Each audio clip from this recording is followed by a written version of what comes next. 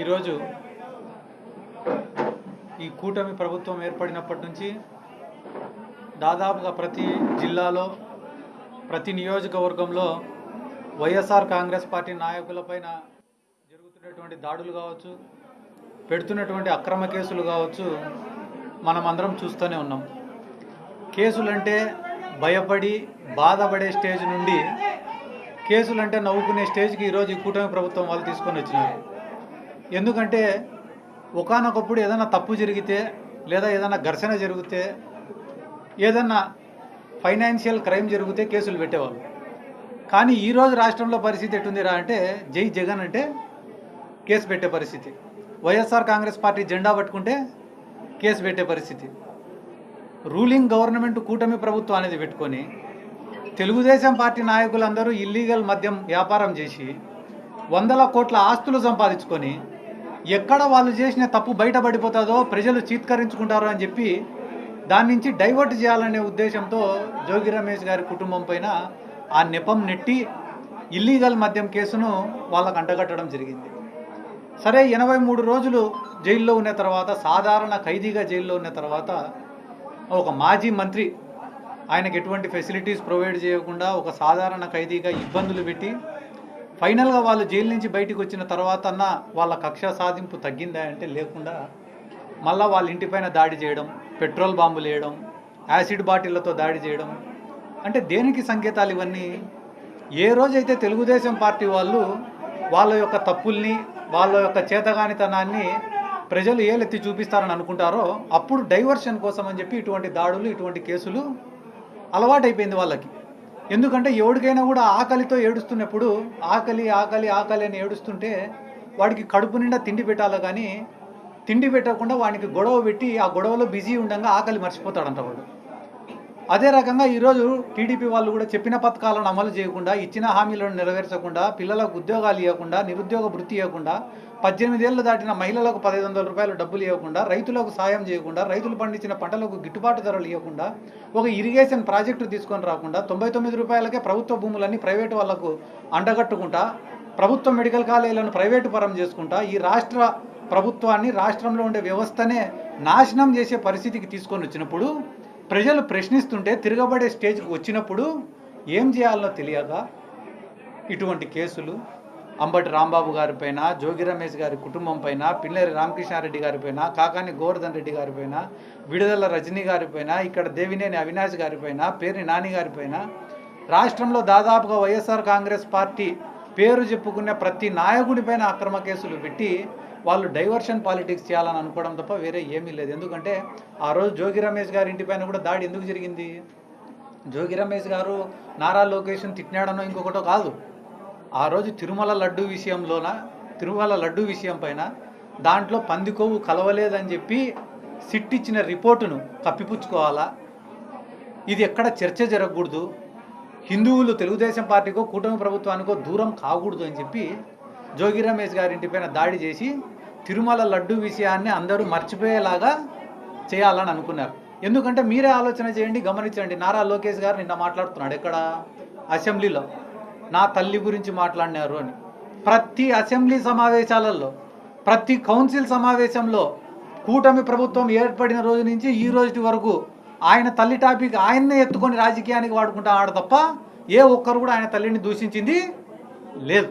ఎందుకు నేను మీకు ఈ మాట చెప్తానా అంటే, ఏ తల్లి గురించి మాట్లాడినా కూడా ఇడిచిపెట్టే సమస్య లేదని చెప్పి నారా లోకేష్ స్టేట్మెంట్ నిన్న, ఇది మీరందరూ కూడా మళ్ళీ ఒకసారి వెరిఫై చేసుకోండి. ఏ తల్లి గురించి మాట్లాడినా కూడా ఎవరిని ఇడిచిపెట్టానని అన్నాడు. జూనియర్ ఎన్టీఆర్ తల్లిని అనంతపురం తెలుగుదేశం పార్టీ ఎమ్మెల్యే అనే మాటలు నారా లోకేష్ దగ్గర ఉన్నాయో లేదో చెప్తే నేను పంపిస్తా రేపు సాయంత్రానికి లేదా రేపు పొద్దునకి. అవి విను లోకేష్ ఒకసారి.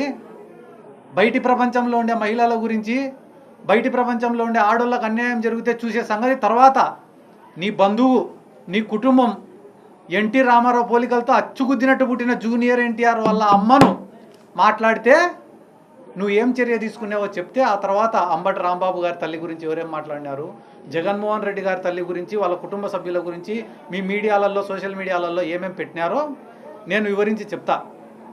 కాబట్టి ఒక ఎలక్షన్కి ఒక స్టోరీ వనికి వస్తుంది.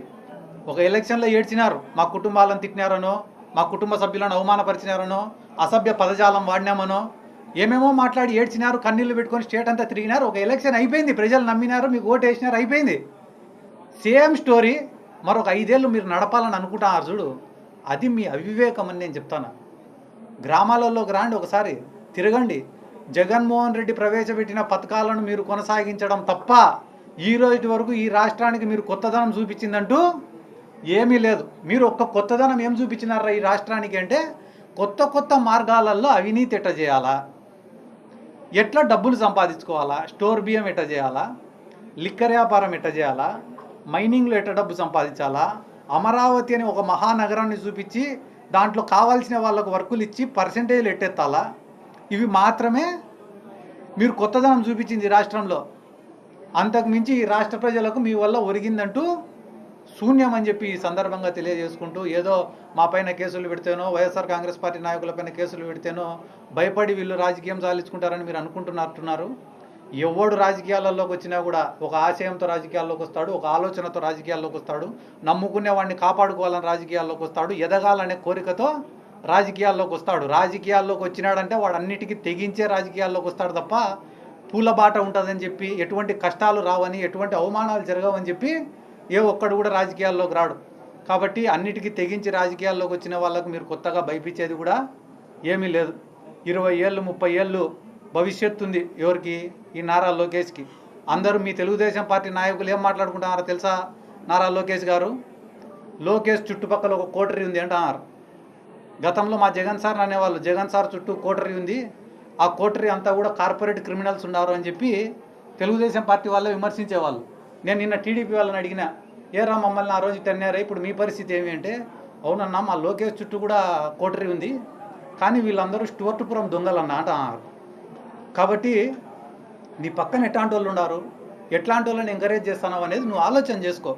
ఎందుకంటే మీ పార్టీకి సంబంధించిన 95% మంది సీనియర్ మోస్ట్ లీడర్లు కూడా నాకు ఎవరైతే కొంతమంది పరిచయాలు ఉండే నాకు, వాళ్ళు చెప్పిన మాట ఏమరా అంటే, అన్న బంగారు పల్లెంలో తెచ్చి అధికారం మీ చేతుల్లో పెట్టిపోతామన్నా, మేమేం చేయాల్సిన అవసరం లే, ఈ లోకేష్ అంతా ఎవడెవడో నమ్ముకున్నాడు, మా అందరి కథ అయిపోయింది, మాకు మర్యాద కూడా లేదు ఈ పార్టీలో, ఏమంటే ఇంకొక 3 ఏళ్ళు అధికారంలో ఉంది, ఏం చేయాలో అధికారం ఉంది కాబట్టి మేము కూడా కాలం గడుపుతున్నాం, 1 సంవత్సరం తర్వాత జగన్మోహన్ రెడ్డి గారు గేట్లు ఓపెన్ చేస్తే చాలన్నా వచ్చి పడతాం ఆయన కాడ అంటున్నారు.